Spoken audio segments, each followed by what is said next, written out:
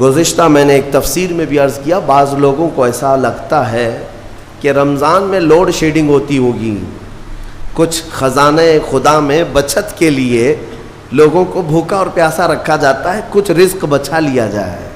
نادانو، اللہ رب العزت جو پوری کائنات کا رزاق حقیقی ہے، اسے کسی چیز کی کمی نہیں ہے۔ یہ روزے جو فرض کیے گئے خزانے میں بچت کے لیے نہیں، بلکہ ہمارے جسموں کی اور ہماری روحوں کی اصلاح کے لیے، ہماری روحوں کی اصلاح اور جسموں کی اصلاح کے لیے ہمیں تقویٰ ملے۔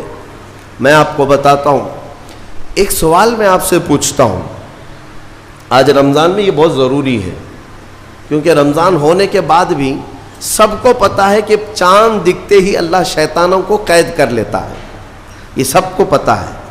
حدیث پاک میں بھی سرکش جنات اور شیطان دونوں قید ہو جاتے ہیں، ان کو قید کر دیا جاتا ہے، جب تک چاند نہیں دکھے گا یہ نہیں آئیں گے۔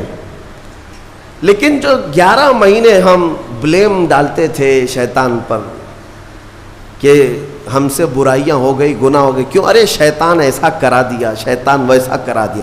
اب رمضان میں کون کرا رہا ہے؟ شیطان تو ہے نہیں، پھر فجر میں سوتا کیوں ہے؟ بغیر نماز پڑھے ٹانگ پھیلائے ویسی نماز قضا کر رہے۔ کون سا شیطان تمہیں سلایا؟ ابھی تو شیطان ہے نہیں۔ ابھی بھی بہت سارے لوگ چوری کا کھانا نہیں چھوڑتے، بہت سارے لوگ جھوٹ، دغا، غیبت یہ رمضان میں بھی نہیں چھوڑتے ہیں۔ تو یہ ان کو کون سا شیطان کروا رہا ہے؟ کون سا شیطان یہ برائیاں کرواتا ہے؟ اس کے جواب کے لیے ایک چیز سمجھنا ضروری ہے۔ یہ بات تو مشہور ہے کہ ساری برائیاں شیطان کرواتا ہے، ابلیس کرواتا ہے نا؟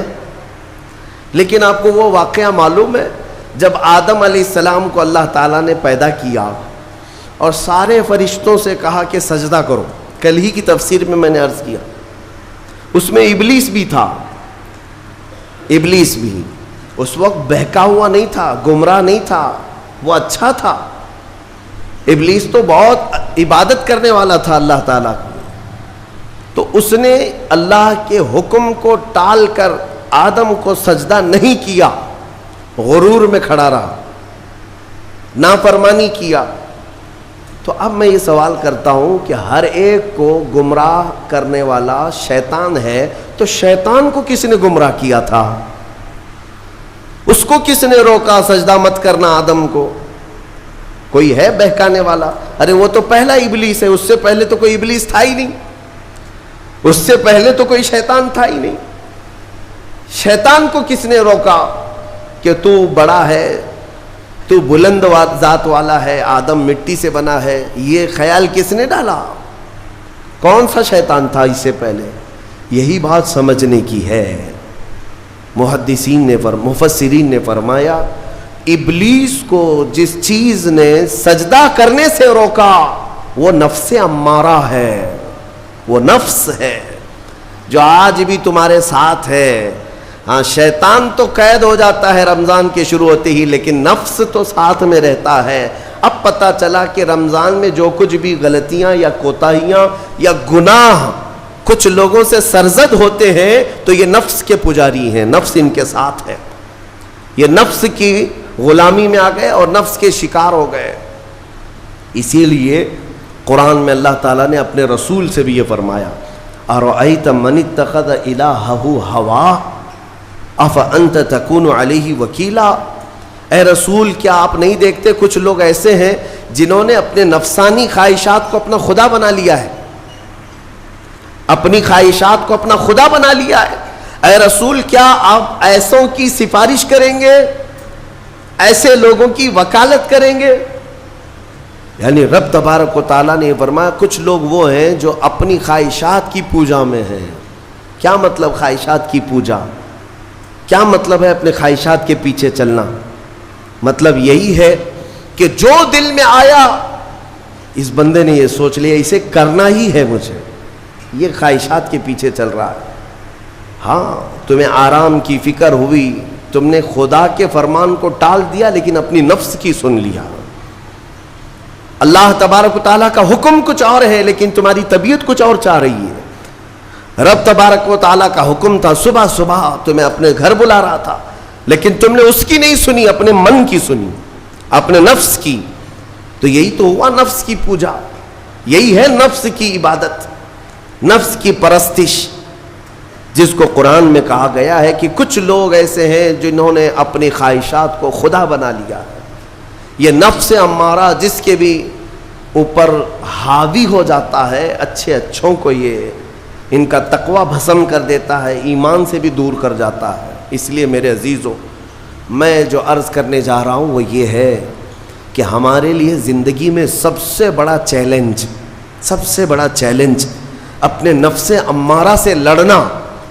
آپ کو پتہ ہے رسول پاک صلی اللہ تعالیٰ علیہ وسلم ایک جہاد سے جب واپس مدینے تشریف لا رہے تھے، وہ جہاد بہت سخت تھا، صحابہ زخمی تھے، بہت گھماسان کی لڑائی ہوئی تھی، لیکن جب واپس مدینے آ رہے تھے تو میرے آقا نے ایک جملہ فرمایا تھا، رجعنا من الجہاد الاصغر الى الجہاد الاکبر.